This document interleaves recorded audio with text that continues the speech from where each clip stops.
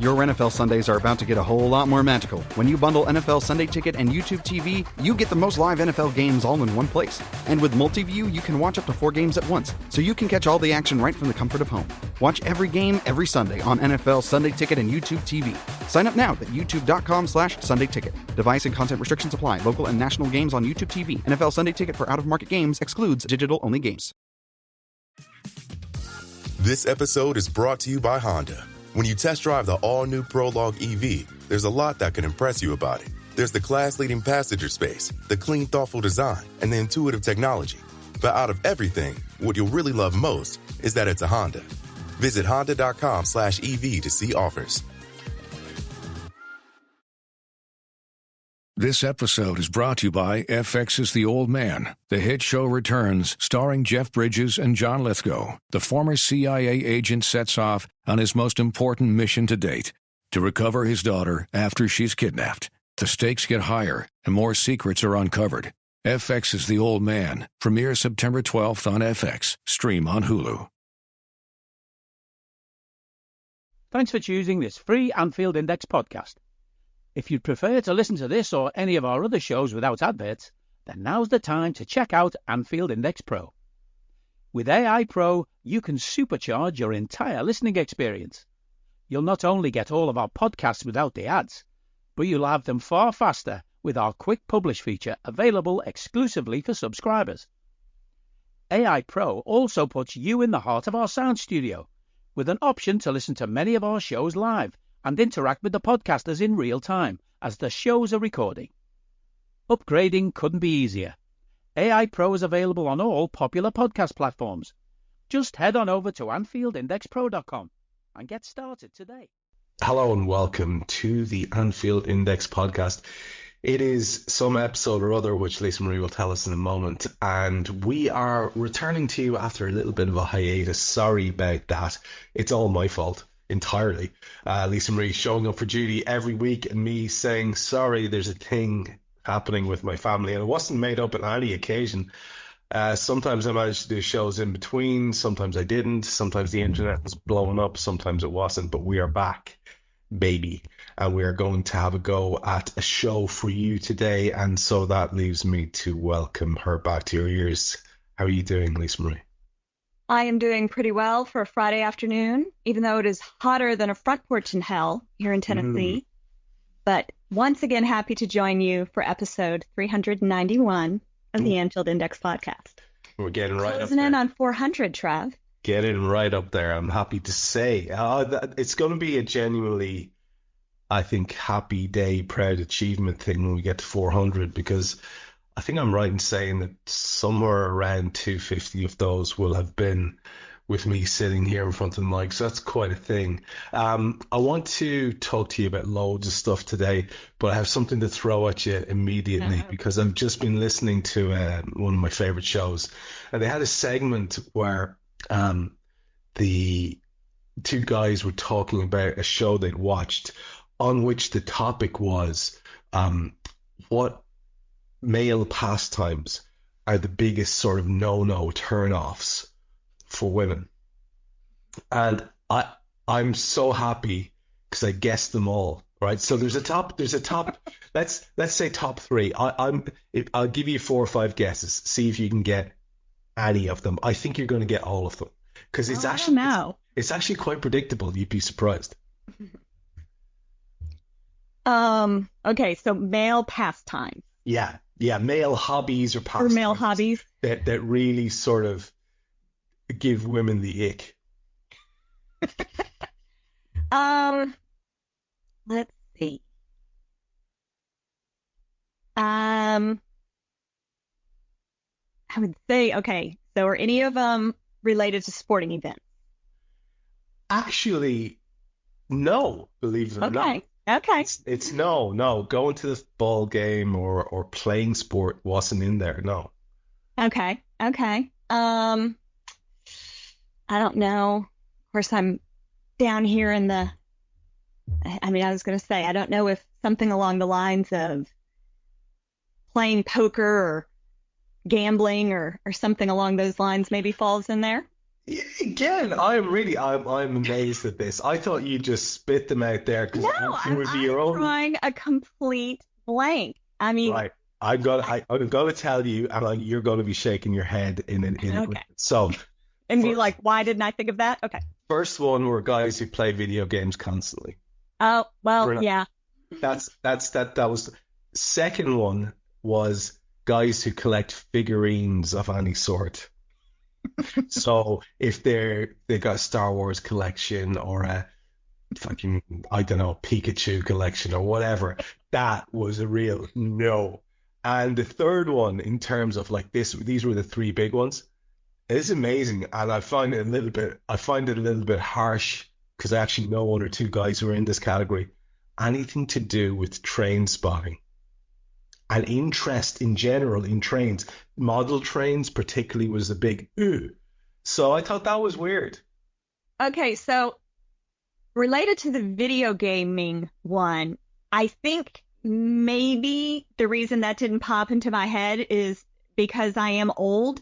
And so back 100 years ago when I was dating, that wasn't necessarily the same type of thing that it is now. So yes, I could see if I were, a couple decades younger and, in the dating scene, I could see where that one would certainly fall into the category. And I think probably the collector's thing is a little bit more of slightly younger than me as well. Not necessarily, because Mr. H does still have his Star Wars figurines from when he was a child, that Yes, his but younger cousins were allowed to play with, and they lost the weapons, and he still hasn't gotten over it. But does he ever get them out and pose? No, he doesn't, because he didn't let our kids play with them. And quite frankly, they're probably in a box in the garage from when we moved and just haven't, been unpacked because the boys were kind of past that age. So anyway, yeah. And then the train thing, that's kind of interesting. But to me, I don't think of trains as older. I mean, both my boys, especially my oldest, went through a phase where they were like all into trains. It was mostly like Thomas the Train and all that stuff. But yeah, but okay. But I could see the model train thing. But yeah, no, I guess probably those didn't pop into my head because none of them have really been an issue for me. So I think all of them speak to a certain level of obsessiveness, and I think that's I would agree with that. That's probably the biggest turnoff, right? That someone is more into sitting with their models than they are with doing something with you. I reckon that's it. I'm no expert in female psychology, but I think that might be the one. I just thought I'd throw that out there as a little. That's interesting. I thought it was interesting myself. I didn't expect the poor train bastards to be caught, but there you are. So obviously I've just finished. We're doing this on Friday the 30th of August at 7:12 p.m. here local time, which means that there are less than 4 hours for Liverpool to do several signings and make us all very happy. And the likelihood of that, of course, is somewhere between 0 and -0 point something. And I think, as you don't see any blue in my face, you probably realize I'm not holding my breath for any of that to happen. No, that would be very unwise because although I've just seen, God bless him, I've just seen Sky's Vinny O'Connor tweeting out quite recently, about half an hour ago or something, a picture of him outside of Anfield on his phone with the caption "still working." Well, maybe you are, Vinny, but I don't think there's anything happening in there. So I just want to get it out of the way first because it's going to be very easy to have a bit of a moan about it. I thought it was really interesting earlier on. I'm going to tell people a little bit of inside baseball here. We spoke earlier on, and when we did, you were kind of, well, what do you think of Chiesa? And I was like, oh, sorry, it was what you were asking me about Jan. What did Jan think of Chiesa? And I said, he was kind of a little bit downbeat about like I was myself. And both of us had the same concept, which was like, look, it's not what we want. And also, is it window dressing? And should we be really that excited about a guy who's got these injury issues? But we came down and look, there's loads of upside to this. It could work out great. And it's not a massive risk financially. But the point was, it's not what we wanted. And I think the example I gave you was the way I was feeling about it was like we got this lovely sort of window dressing in a shop, but there's no stock inside. That's kind of how it felt, in a kind of metaphorical way. And I don't know if I'm an outlier here, because when I said something like that earlier on, it was mostly received quite well. Like, it's not the window we wanted, so therefore it can't be seen as a good window. Good to get Chiesa in, good business to get Mamardashvili done, but none of those things make me happy about the immediate future and the potential for us to win the league. And I feel more than a little bit let down by that aspect of things. Let's get the complaining out of the way first. If you're going to do some, I'll give you a platform to see. You may not agree with me at all. I don't know where you stand on this. No, yeah, fundamentally I do agree with what you're saying. I think it's almost like I almost feel like Chiesa is a bit of a diversion technique. Look what we have over here. Yeah. Never mind the things that we haven't managed to do that we really need. But I think he's a great addition to the squad. From the bits and pieces I've been hearing from Dave Davis and Dave Hendrick, I think the injury thing is not as much of a worry as it might have been. I feel like, it's probably okay. The fee is certainly great. And more importantly, just looking at the PR stuff from when the signing was official, he's so excited to be part of the team that you kind of can't help but like a guy like that, So, yeah, again, I think that's a good piece. But to echo what everybody else is saying, we have not yet addressed, doesn't look as though we're going to address what we really needed. And that's the disappointment. It is. And we can acknowledge that at the start of the show. I find myself, I think, for the fourth season, if not fifth season in a row, saying that it feels a little bit negligent on behalf of the club to not have addressed an issue in X area. For the last 3 seasons, it's been the area that we've been like flaunting ourselves publicly across the continent, openly admitting that we want someone really good in this area. We will give you all the money in the world. Please come play for us. It's been so apparent that to deny it speaks to sort of, like I said in the previous show, an ideologue sort of response. It's a belligerently positive attitude, which I find actually more offensive than people who are horribly negative. I tend to be an upbeat person, so do you.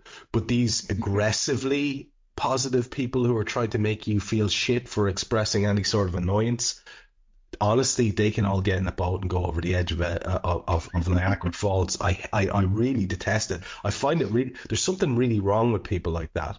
When you try to express a balanced view like I did earlier on, you have people quote tweeting you and saying, well, I love the team and I love our players and I think we're going to do great and I'm positive and I am supportive, and oh my God, what is wrong with you? Who hurt you as a child?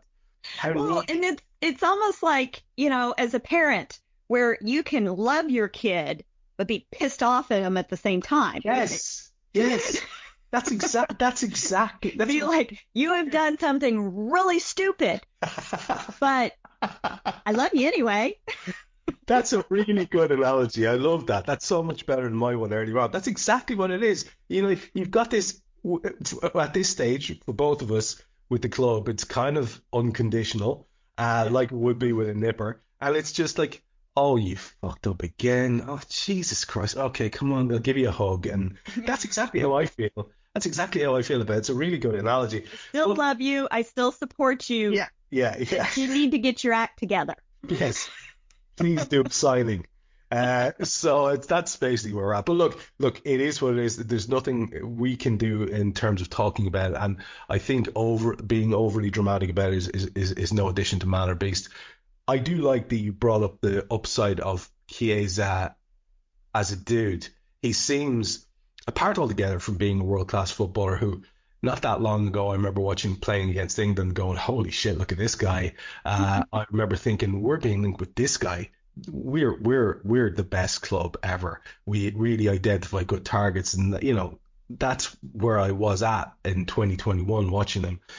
okay, 3 years have passed, injuries have occurred. He's not exactly decrepit and ancient, and he looks like he's back on track. And the main thing about it, and I love this, is somebody who is as undoubted a talent as he is.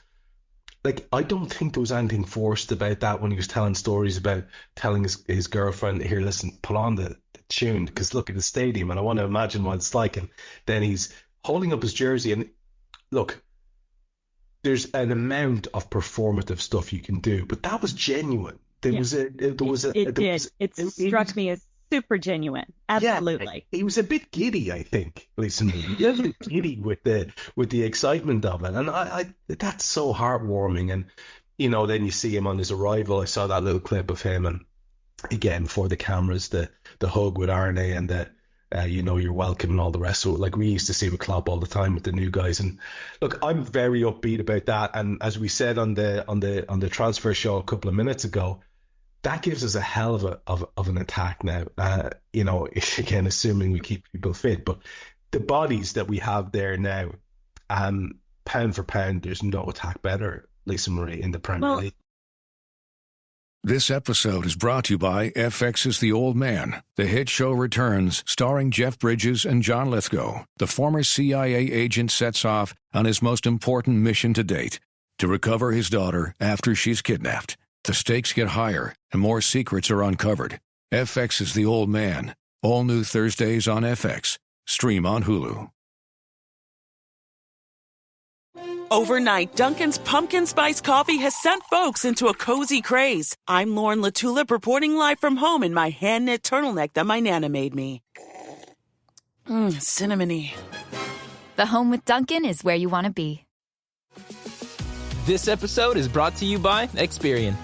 Are you paying for subscriptions you don't use but can't find the time or energy to cancel them? Experian could cancel unwanted subscriptions for you, saving you an average of $270 per year and plenty of time. Download the Experian app. Results will vary. Not all subscriptions are eligible. Savings are not guaranteed. Paid membership with connected payment account required. I don't need a VPN. I've got nothing to hide. This is what I used to tell myself before I hooked up with LibertyShield.com. Not only is my home internet now fully encrypted, but I can now access all the websites I want, whenever I want, and do so from absolutely anywhere. As a Liverpool fan, I love to know I can now watch every match, regardless of whether it's on UK TV or not. My Liberty Shield VPN makes sure nothing is blocked and guarantees me super fast streaming speed throughout that match. You can get connected right now with their software package, which includes a 48-hour no-obligation free trial and instant access to their apps for Apple, Android, Fire TV, PC, Mac, and Android TV. Or go a step further like I have and get one of their pre-configured VPN routers. These small but powerful devices allow you to easily connect every device in your home to VPN, making it the perfect solution for smart TVs, Mac boxes, and games consoles. Visit LibertyShield.com today and use coupon code AIVPN25 to get 25% off at checkout. And even the depth now, let's face it, we've had a pretty good attack for the last few years, but, because when Jada's on, he's on, but he always ends up injured. So, I feel the thing, it's not the quality so much that we've gained, it's the depth. And we've got, backups to backups, if you will. And so that's very exciting because, we saw a lot last season where we just couldn't seem to put the goals away.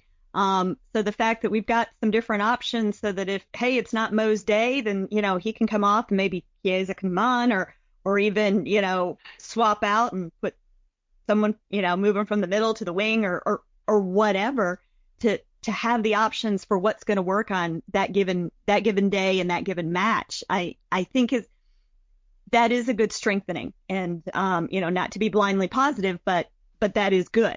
And so I think we can take, I don't want to say comfort, that seems trite, but I think we can, be pleased with that as we go into the season, that we have 6, 7 quality attackers to be used in various roles, in the front line.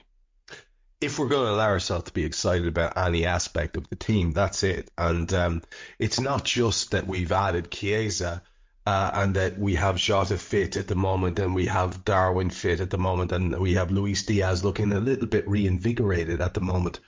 But we also have the best of our attackers, Mo Salah, looking like he's really, really on it.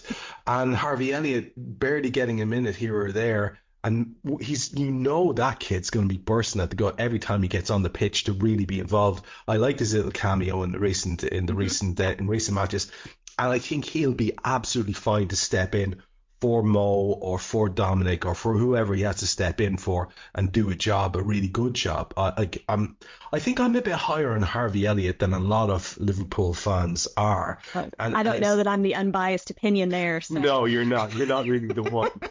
You're not really the one to cast an objective eye.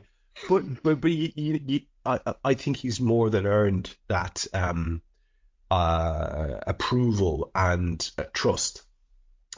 Well, and I think, as we've talked about in the past, the thing that you can never fault Harvey's effort.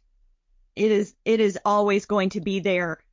And I mean, I'm not saying that there's anybody else's that we could fault either, but for a young player who, he is going to leave his blood, sweat, and tears on the pitch if necessary.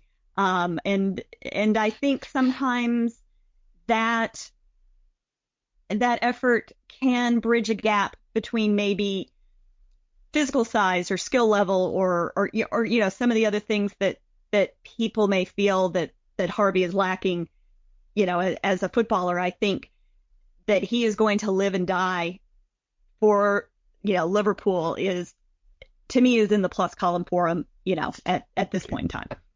Oh, 100%. I saw somebody saying that they were looking at the England squad that was called up because after United, we actually have a fortnight without games for the rest. And it's, yet again, international break. It comes around quite quickly. And the New England manager, I would never have seen it coming.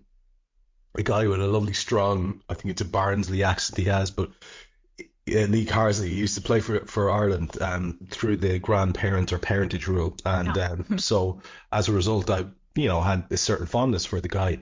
I did not ever see him being appointed as England manager. It's mad. He now is, and people were talking about it. He named a squad and Harvey wasn't in, and Harvey used to be a big favourite of his for the under-21s when he was in charge of them. But people have to bear in mind that Harvey hasn't had minutes. When and if he does, I'm sure he'll be in. I really wouldn't be surprised in the least to see that happen. So a little bit of patience required there, and certainly not writing anyone off.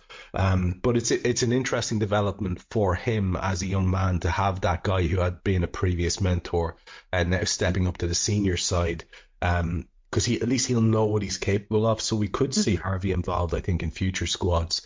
I wouldn't be surprised. As the games pile up and the minutes pile up. Now, speaking of minutes piling up, the next big story I want to talk to you about is the midweek thing, which was the yesterday thing, which was the Champions League draw. Oh, yeah. And this came out ahead of Jan and I doing the show. And I'm going to openly admit here, because I often think people who do these jobs, hosting football shows or whatever, sometimes they're kind of self-appointed experts, and I have always gone out of my way to say, hey, look, I know this much stuff here, and I can talk about it with authority. Otherwise, I'm simply opining or giving you the floor to talk about what you want to talk about if you are a guest on my show. I've never set myself up as some sort of football expert at all. And I'll tell you the truth, Lisa Marie, I wasn't even interested in football over the summer. I didn't care. And the minute Liverpool aren't involved in the competition, I don't give a shit. Do you know how many minutes of the Champions League I watched this year? 0 minutes. That's including the final. I didn't care. We're not in it. Don't care. Fuck it. I'm not interested. It's not my thing. It's some other lad's football. That's my take on it. I've always used that phrase, other lad's football. Don't care. So as a result, I missed the whole chat about how we were going to have a new format. Oh, I went blindly into this show 2 minutes before I went, why are there 8 fucking teams in the group? What's this about? I had no idea. It was complete news to me. So whether it was through laughing at my ignorance as I learned my job on Malby on the Spot Live, to be fair, I knew the rough idea, but I did have someone kind of come at me today to point out that, we don't have to finish in the top 2 in our group. We just have to finish in the top 8 overall.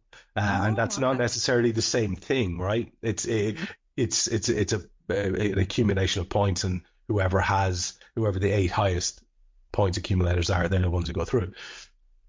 So look, it's a whole new thing. I wondered what your opinion of it was. Do you see an upside where there's a bit more excitement? This is what they were trying to spin us, was there are probably going to be more big teams playing each other in the early stages than there would have otherwise been. I think that's a bit of a dodgy argument, because there's usually at least 2 good teams in each group, and those games happen. So what's your take?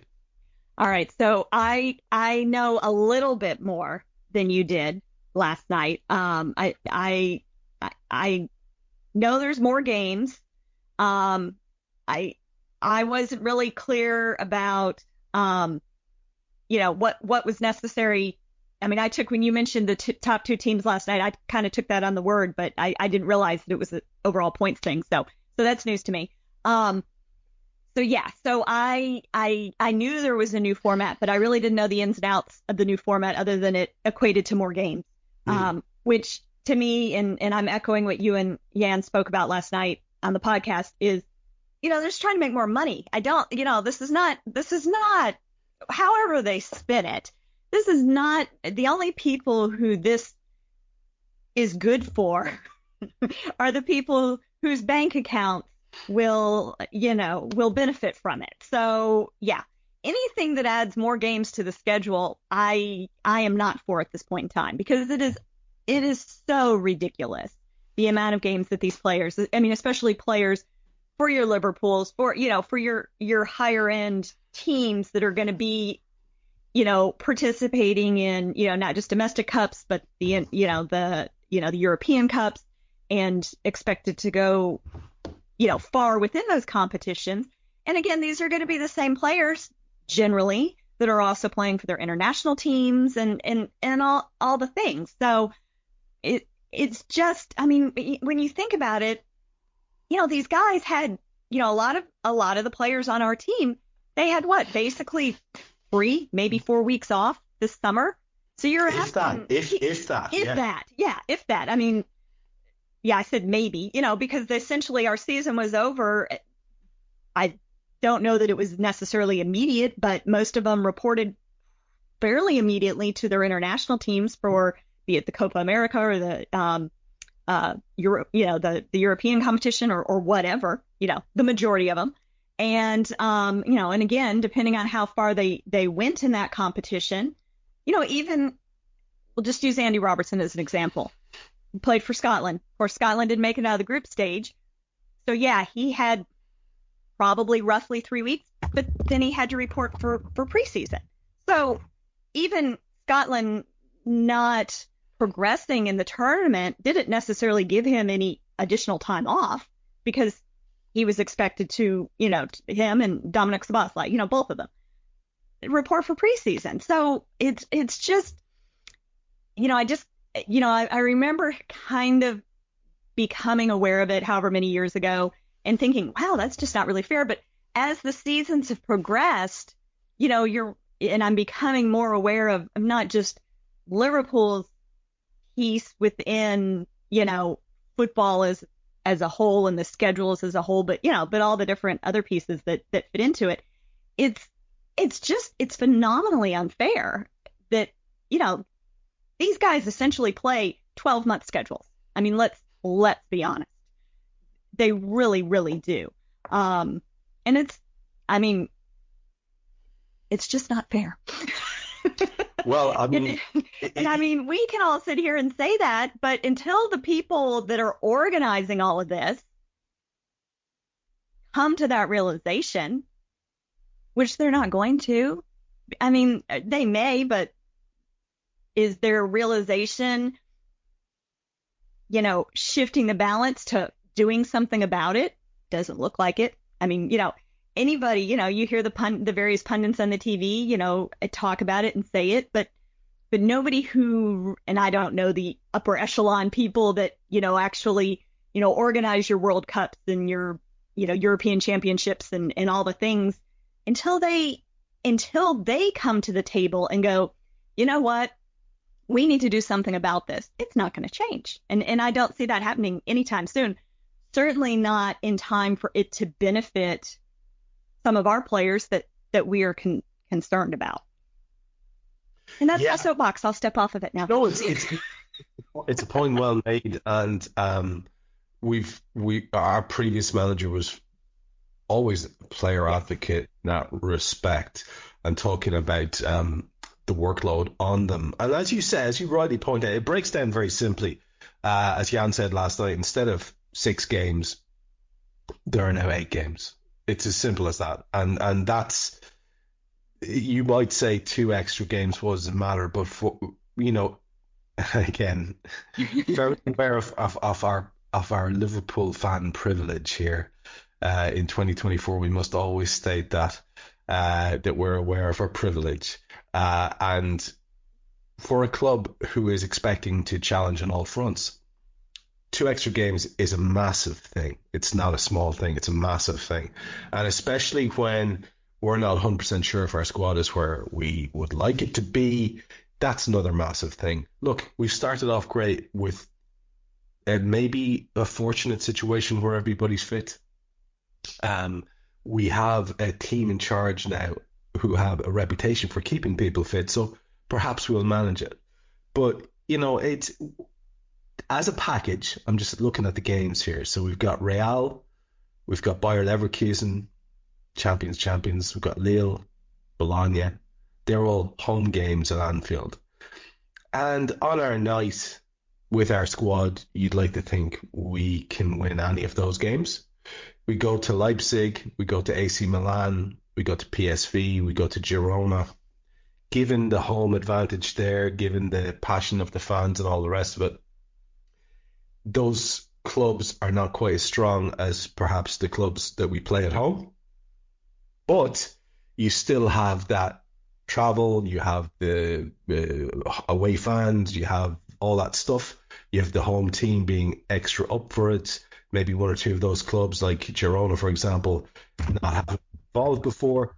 So you've got a big challenge there. But again, I would say overall on balance, on our night, you'd like to think we'll win it. But here's the thing, with 8 games, Lisa Marie, we are going to have to dilute our squad and therefore weaken our strongest team. That's just going to have to happen. We can't put out our strongest team for 8 Champions League games and keep going in the league and try to compete in the 2 cups. So it brings me to a suggestion that I've seen a couple of people bring up, including Cy Brundish. I think Dave has said, I'm not sure. It's something I've always advocated personally, because despite the fact that I'm old enough to understand what the significance of the FA Cup used to be, I'm also, I think, interested in my club's stature enough to realise that we may have to prioritise, and therefore the FA Cup and the Carling Cup, or whatever the hell it's called now, Carabao Cup, they are very, very, very, very, it's not like they're down a step. They're right down there in terms of priorities, I think, even for fans. I know this is long-winded, I'm getting to something. Lots of people, including our old mucker, Karl Klopp, would say, hey, it's a trophy. At the end of the day, we won a trophy. That's what the club's all about. And it's hard to argue with that in a way. But we won 2 trophies last season. And I'm not happy. I only won 1 trophy last season, Trev. Sorry. I look back on that trophy that we won that thing. And on the totem pole, it's the lowest one. It doesn't make me happy. When we tried to do the quad previously and we won the 2 cups, they don't make me happy. I still think about the night that we won the Champions League, and it makes me happy. I get a warm feeling. I think about the fact that we were Premier League champions in 2020. I fucking love that. I even get a kick out of the fact that we were a point away from the greatest cheats in the sport's history twice. and I get a kick out of that. The cups are great, but those 2 cups, I think we should not be prioritising. That was a very long-winded way of me saying that. I don't want you to think I'm putting thoughts or words in your head. I couldn't do that even if I tried. I'm wondering what you think, because again, as compared to me, someone who's gotten into the club, these are the things you've had to celebrate, and a lot of fans are just about those days. And I get that too. I think that's perfectly valid as a point of view as well. Hey guys, it's Eddie Gibbs from Anfield Index here. I hope you're enjoying this podcast, and I'm sorry to call time on the show before it ends. In the current climate, it's tougher than ever before to offer podcasts for free. At Anfield Index, we produce over 75 free shows every month, which I'm confident is unparalleled in the LFC sphere. Whilst we'd love to offer everything for free, the production costs now make this impossible. That said, we don't want to follow the model of other channels and lock all of our content behind a paywall. So what we've decided to do is to continue offering every show for free, but cut that offering to 30 minutes on our longer shows. So to get all of our shows in full and enjoy the best of everything we have to offer, we really hope you'll consider supporting the channel and signing up at AnfieldIndexPro.com. For about the price of 1 cup of coffee, you'll get every podcast in full with 0 ads. You'll also get access to our LFC VIP community, where you can enjoy live podcasts, engage with our podcasters, and chat with other Reds in real time. So that website again, AnfieldIndexPro.com. Join today.